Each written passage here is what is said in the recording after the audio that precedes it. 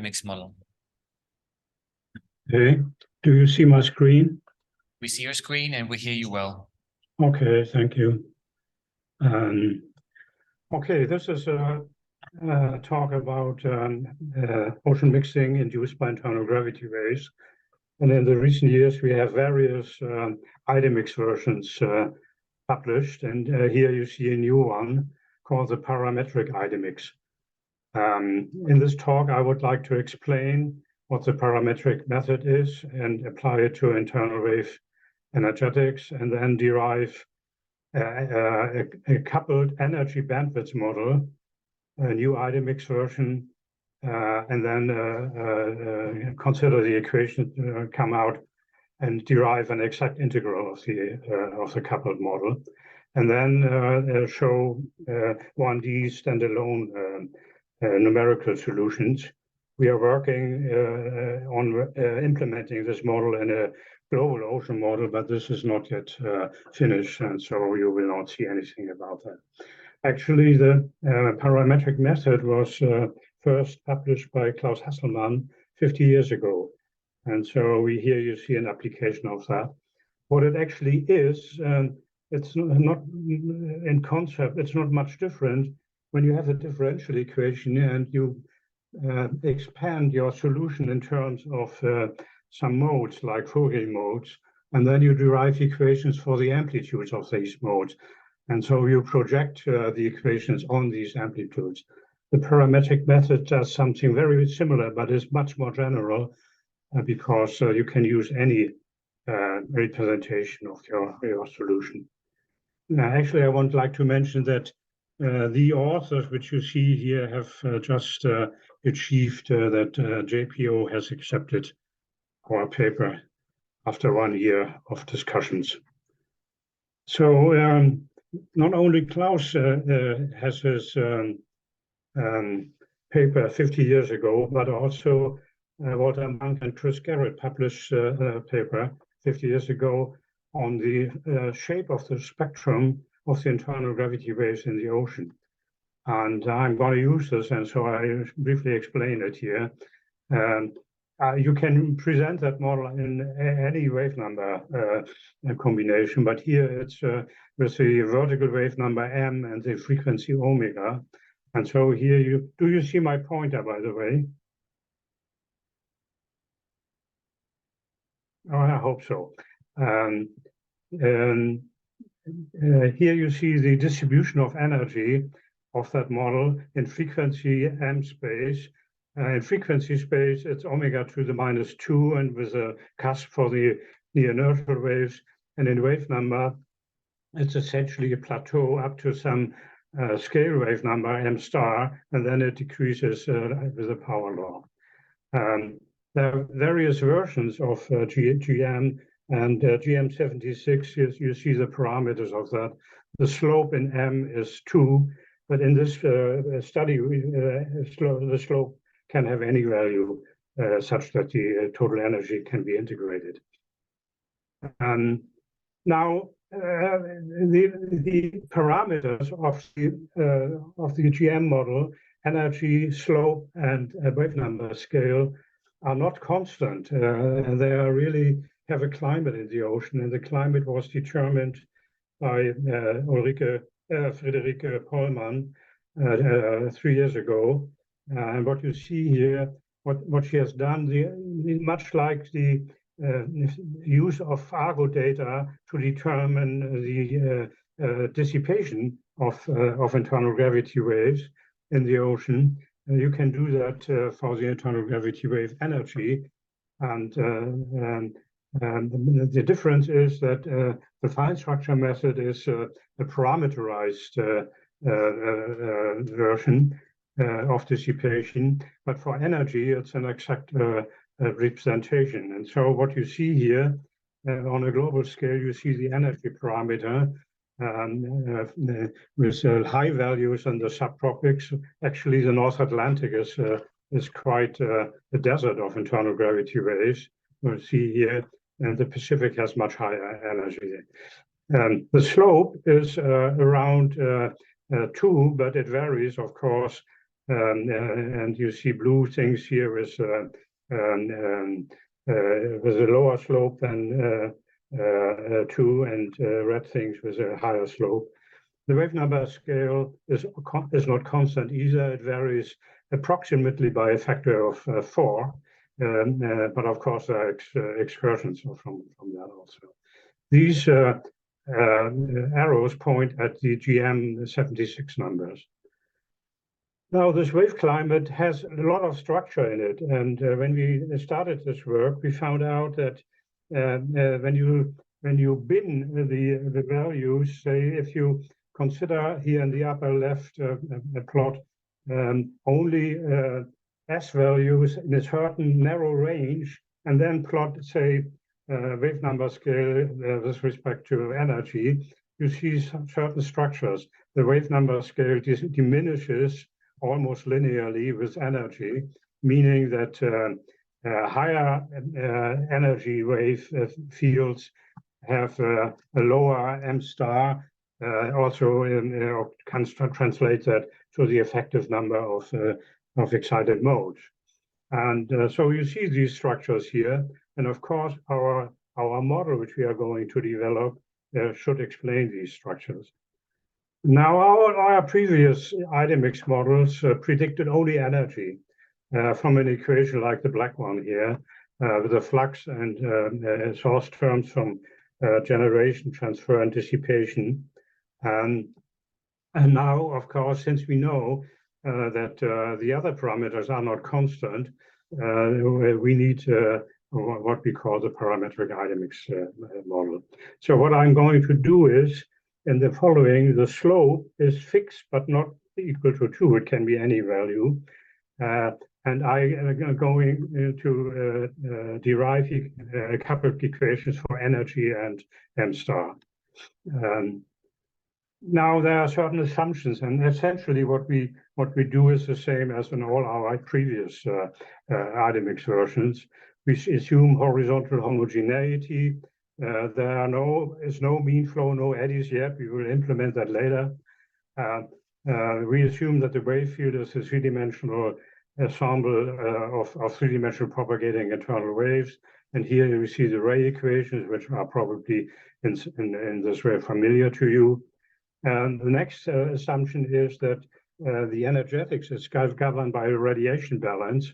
And the radiation balance is essentially the action conservation, which was presented by Jacques before, but written here in terms of energy. So our energy spectrum is a function of frequency, a vertical wave number, direction, Z and T, and the energy balance is given here. On the right-hand side, you have source terms from generation, wave interaction, and dissipation. And here you have the propagation term and the refraction term. The equation, of course, needs boundary condition. And what we have as boundary condition is that vertical fluxes at top and bottom come in when waves come up and get reflected. And then they have a source of energy either at the surface or at the bottom. And these sources here are prescribed in IDEMIX. Surface flux is of course the inertial wave flux, and the bottom flux is the tidal flux. Now, the first assumption is, and this is new, is that the actual spectrum E can be represented by a parametric form in terms of parameters A1 to AN. And actually, we have 4 parameters in our form. And this is assumed to hold all over the ocean everywhere. So you have this parametric form, which you have to write down. And then all these parameters can be chosen to represent the actual spectrum. The parametric GM class is given by what is a GM model. There's a total energy epsilon, there's a wave number part, and there's a frequency part and a directional part, all come in factorized form here. The B is exact equal to the GM form, and the wave number part has this arbitrary slope in it. All what comes is that we try to get equations for the parameters in the wave number part, the total energy epsilon and the wave number roll-off wave number m star. So how are we going to do that? The actual spectrum is governed by the radiation balance. This is the one we had before. The parametric form, if I put in here the parametric form, I get another radiation balance, but now in parametric form. Note that this is also only one equation, so we don't have equations for the rate of change of these parameters yet. To get that, what you need is a parametric estimator. So given a spectrum E, you need some kind of procedure to determine from that spectrum all your parameters. Yeah, and of course for energy, this is just that you integrate it over either positive or negative wave numbers to get the up or downward propagating energy content. Yeah, so this would be the projector for energy. Of course, we need also one for the m star. Now, there's a certain property of this projector. When you consider a variation of the spectrum by varying your parameters, you get immediately this relation. So the functional derivative applied to this perturbation is actually a projector, because when you look here and here, it must be the Kronecker delta.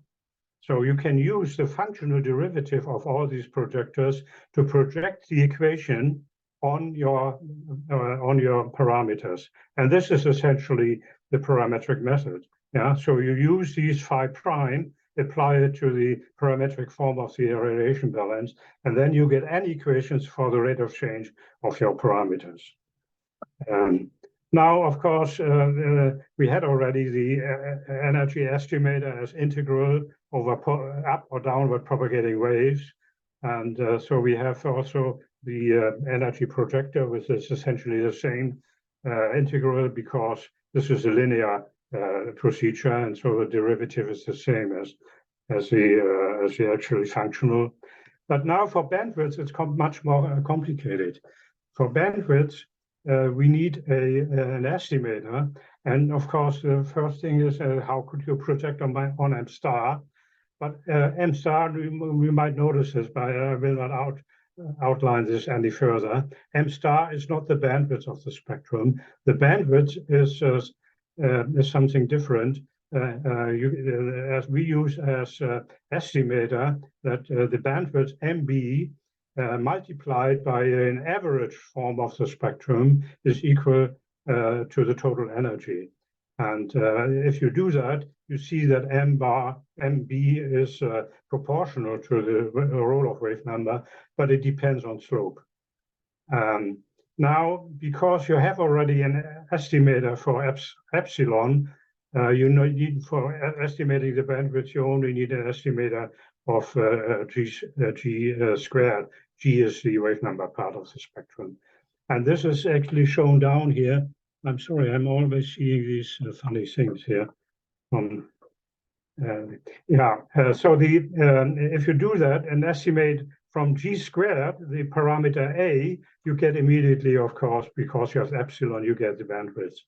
And so we confine ourselves to write down the projector for g squared, and then you get the projector as well as an integral. Now we have derived and applied that, and see we get two coupled equations for the energy and for a variable which I call energy squared, but it's not energy squared, the bandwidth enters there. So there's a coupled model actually of four equations, because each equation is independent for up and down waves separately. So there are four parameters, four equations. In these equations, you see the turning point terms denoted by T.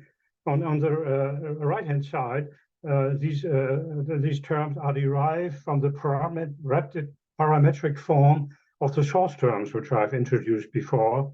And these parametric forms what we use is as a scaling of the scattering integral, essentially. And if you do that, you get these theta here in the lower line here.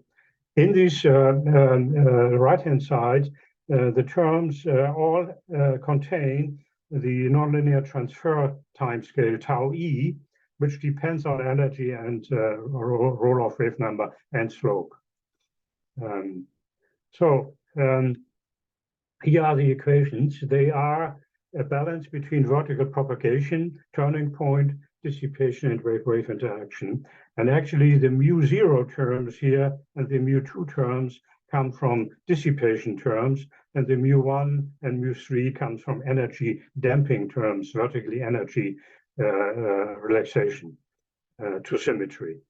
The epsilon equation is identical to our previous IDEMIX model, but now we have it coupled to the varying energy, varying roll-off wave number. The boundary conditions can be formulated for the fluxes of these two equations here, and they can all be actually expressed by the surface and the bottom flux of the gravity wave field, which are prescribed. I will not outline that. Now, the equations are very complicated because the flux is a nonlinear function, and so the numerical treatment of them is not easy. And at some point, we gave up, and we found actually that there's an exact integral of these coupled equations. The left-hand side, by certain multiplication, can be eliminated, and then assuming a steady-state condition, we see that you have actually logarithmic derivative here of certain quantities, and also the turning point term can be incorporated in that, and then we end up with a power law for m star in terms of epsilon. This power law is an exact integral for steady state. The gamma in front of this power law can be determined by the squared energy fluxes at top and bottom, and so there's no tuning parameter in that. The power laws, kappa and lambda, are given by what was in the model before as integrated parameters from GM. And so the power law is for steady state exact. And all coefficients which enter here are not tuning parameters, but they are actually completely determined by integral of the shape function of GM. So they are fixed. Now you have seen this before, and of course, seeing that m star goes as the power law of E here in this data, we can fit our power law solution to the Argo data from Friederike Pohlmann. And this would be the fitting. Kappa and lambda would be fitting parameters. But it turns out that what we have here in the data is only horizontal varying n, because the data have been averaged horizontally for a certain depth range. And so we are not really resolving this C function, which is a function of the vertical variation of n. And so we took out of that, and instead of the black the power law, we use the red one, where we determine the kappa and obviously the offset from the data by least square fit. Here you see the least square fit. The blue dots are all our Argo data, and the greenish yellow things are the same data, but only in different representation. And you see, of course, if you do a fit, you get the kappa, which is negative from the data. And this was done for, I think, about 20 different compartments. So we get kappa as a function of slope from our fit. And then you can plot that. You see kappa as a function of slope. The blue line here is kappa. Yeah, it's almost constant everywhere negative. The dashed black things are 90% confidence levels, and there's a lot of variation in it, but because the data are very noisy. But kappa comes out quite constant, and if you use actually what was derived as a power law and function gamma 1, gamma 2 from GN shape, you can determine the mu, and the mu is also almost 1. Yeah, and so the model is quite robust. When you use this result for kappa, you can also in a version where you plot the wave number scale with respect to slope, which is not a fit now. It applies the kappa and the offset gamma and just plots the function. You see that we get a very nice representation of this correlation in the data. Now, the model which we propose is you use... Dirk, I think you have a few minutes left. I have only 2 more slides. The model that we are going to propose is use this power law together with the energy equation and then integrate that. And what you see here is a numerical integration in a standalone vertical field. Only surface forcing, only bottom forcing, both forcings. You can see the energy, you can see the energy asymmetry for these things. And you see it for the IDEMIX 1 model with constant n, no turning point, with turning point and constant m, and with both effects in turning point and the power law. And you see the result. Now, how does this model behave? You can increase the forcing amplitude. The standard case is the red one, and then you can see the differences here. The amazing thing is that m star comes out not as constant, of course. It's changing, but it's vertically almost constant. Yeah, this is a result of that model. We can, of course, use these data then to determine the dissipation and diagonal diffusivity. And here you see from the simple standalone model the profiles of that. Now, as a summary, we have derived a coupled model for energy and bandwidth, 4 equations coupled. We have found an exact solution for steady state by a power law. This reduces the model to 2 prognostic equations for up and downward energy. It was confirmed by the Argo data, as I explained, and then we have integrated that. And there's, of course, a lot of future work. Actually, the Argo data, which we have, also have a much more refined vertical resolution. And we want to we are working on that, implement this parametric IDEMIX model in a global ocean model, as we have done for our previous version. So this is my talk. Thank you for your attention.